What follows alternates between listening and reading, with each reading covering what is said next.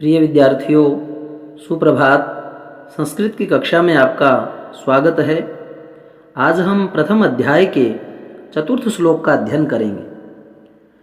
जीवन में इस श्लोक का बहुत ही ज़्यादा महत्व है कि हमारा संग किन लोगों के साथ हो। सद्भिरेव सहासीत, सद्भिः सज्जन लोगों के साथ ही सहासीत बैठना चाहिए। सद्भिः कुर्वीत संगतिम, सद्भिः सज्जन लोगों के साथ ही संगतिम संगति कुर्वीत करनी चाहिए। सद्भिर विवादम, सज्जन लोगों के साथ ही विवाद हो। वैसे तो सज्जन लोगों के साथ हमें झगड़ा नहीं करना चाहिए, परंतु यदि झगड़ना पड़े भी तो और वो सज्जन लोगों के साथ ही हो तो वह फिर भी हमारा भला ही चाहेंगे। तो कहा है कि सद्भिर विवादम, सज्जन लोगों के साथ ही विवाद हो और मैत्रीम च, और उन्हीं के साथ हमारी मित्रता हो।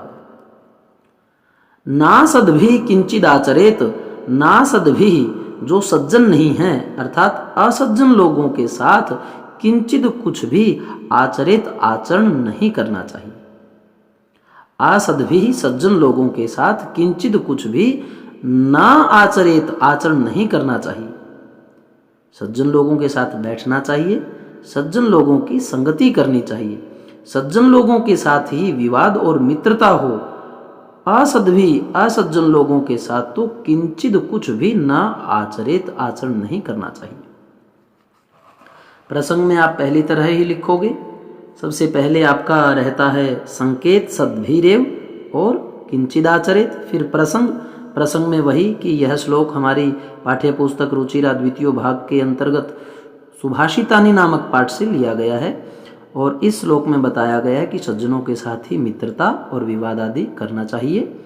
सरलार्थ मैंने आपको समझाया। यहाँ से देखें तो ये देखें कि सज्जनों के साथ ही बैठना चाहिए, सज्जनों के साथ ही संगति करनी चाहिए और सज्जनों के साथ ही झगड़ा तथा मित्रता करनी चाहिए। असज्जन लोगों के साथ तो किसी भी प्रकार का व्यवहार नहीं करना चाहिए। और भावार्थ में लिखेंगे व्यक्ति को हमेशा सज्जनों के साथ ही रहना चाहिए। अग्रिम श्लोक में कहा है कि धन धान्य प्रयोगेषु विद्यायाः संग्रहेषु च आहारे व्यवहारे च त्यक्त लज्जः सुखी भवेत्। इस संसार में सुखी भवेत्, सुखी कौन रह सकता है उसके बारे में कहा है कि जो धन धान्य के प्रयोग में, यानी कि धन का हम जो प्रयोग करते हैं, व्यापार करते हैं, उसमें यदि हम धन का प्रयोग नहीं करेंगे, उसको पास में ही रखे रहेंगे तो सुखी कैसे होंगे। तो धन धान्य के प्रयोग करने में और विद्यायाः संग्रहेषु च, और विद्यायाः विद्या के संग्रहेषु संग्रह करने में अर्थात पढ़ने में, आहारे भोजन करने में और व्यवहारे आपसी व्यवहार में, त्यक्त लज्जः जो व्यक्ति लज्जः लज्जा को त्यक्त त्याग देता है, सुखी भवेत् वही सुखी रहता है। बहुत ही उत्तम प्रकार से यह संस्कार हमें दिया जा रहा है कि हमें कभी भी धन धान्य के प्रयोग में कोताही नहीं बरतनी चाहिए, क्योंकि धन की अगर देखा जाए तो तीन गति हैं, दान, भोग और नाश। या तो आप दान दीजिए या उसका भोग कीजिए या फिर वह नाश, यानी किसी भी बीमारी में या चोरों के द्वारा चुराया जा सकता है। तो इस प्रकार से धन की तीन गतियां हैं। धन धान्य प्रयोगेषु, धन धान्य के प्रयोग में, विद्या के संग्रह करने में यानी विद्या को पढ़ने में, आहारे भोजन में और व्यवहारे आपसी व्यवहार में, त्यक्त लज्जा जो लज्जा त्याग देता है, सुखी भवेत् वह सुखी रहता है। प्रसंग में आप पूर्ववत पहले की तरह ही लिख सकते हैं, क्योंकि प्रथम श्लोक में आपने प्रसंग लिख दिया था। सरलार्थ में यही बातें जो मैंने समझाई हैं आपको कि धन धान्य के प्रयोग में और विद्या का संग्रह करने में, खान पान तथा आपसी व्यवहार में संकोच या भीरुता को, लज्जा को छोड़ने वाला मनुष्य सुखी होता है। भावार्थ लिखेंगे कि लेन देन तथा खान पान में संकोच न करने वाला मनुष्य सदा सुखी रहता है। प्रथम अध्याय का अंतिम श्लोक क्षमा वसी कृतिर्लोके क्षमया किम न साध्यते शांति खड्गः करे यस्य किम करिष्यति दुर्जना। कि क्षमा वसीकृति लोके, क्षमा वसीकृत वश में कर लेती है, लोके संसार में, लोके संसार में क्षमा जो है वशीकृति सबको अपने वश में कर लेती है। क्षमाया किम न साध्यते, क्षमा से किम क्या न नहीं साध्यते साधा जा सकता, क्षमा से क्या नहीं साधा जा सकता, सब कुछ साधा जा सकता है। शांति खड्ग करे यस्य, शांति रूपी खड्ग यानी तलवार करे हाथ में, यस्य जिसके हो, किम क्या करिष्यति कर सकता है, दुर्जन दुष्ट व्यक्ति। वैसे कहा गया है कि क्षमा वही कर सकता है जिसमें सामर्थ्य हो। एक ऐसा सर्प है जिसके पास न दांत है ना जहर है, और वो आपको कहे कि जाओ मैंने तुम्हें क्षमा किया, तो वह हंसी का पात्र होगा।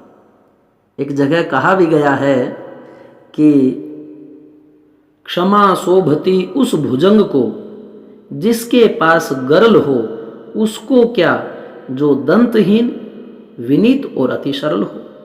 तो क्षमा शोभा उसी को देती है जो बलवान है, सक्षम है, फिर भी किसी को क्षमा कर देता है। क्षमा जो है इस लोके संसार में वशीकृति, सबको अपने वश में कर लेती है। और क्षमया किम न साध्यते, क्षमा से क्या साधित नहीं होता, यानी कोई कार्य सिद्ध नहीं होता, ऐसा नहीं हो सकता। क्षमा से सभी कार्य सिद्ध हो जाते हैं। शांति खड्ग है, शांति रूपी खड्ग तलवार करे यस्य जिसके हाथ में हो, किम करिष्यति दुर्जन, उसका दुष्ट व्यक्ति क्या कर सकते हैं। यह शब्दार्थ आप अवश्य इनका लिखा कीजिए, इसको जो है पोज कर किया कीजिए और फिर जो है लिख लिया करें। क्षमा वशीकृति, क्षमा यानी वशीकरण है लोके संसार में। क्षमया क्षमा के द्वारा साध्यते पूरा किया जा सकता है। शांति खड्ग, शांति की तलवार करे हाथ में, दुर्जना दुष्ट व्यक्ति।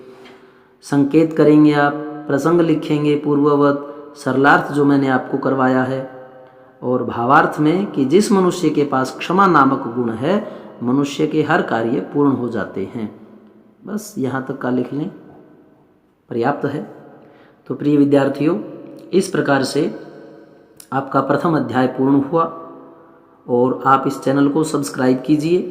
फिर जब इस चैनल के प्लेलिस्ट में जाएंगे तो आप संस्कृत कक्षा 7th में मेरे सभी वीडियो जो मैंने बनाए हैं, 5-5, 6-6 या 7 मिनट के हैं, छोटे छोटे, आप उन्हें सुनिए, 1 या 2 बार सुनिए, आपको वो याद हो जाएंगे।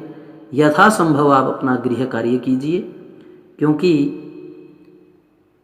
धीरे धीरे रे मना धीरे सब कुछ होए, माले सींचे सो घड़ा ऋतु आए फल होए। धन्यवाद।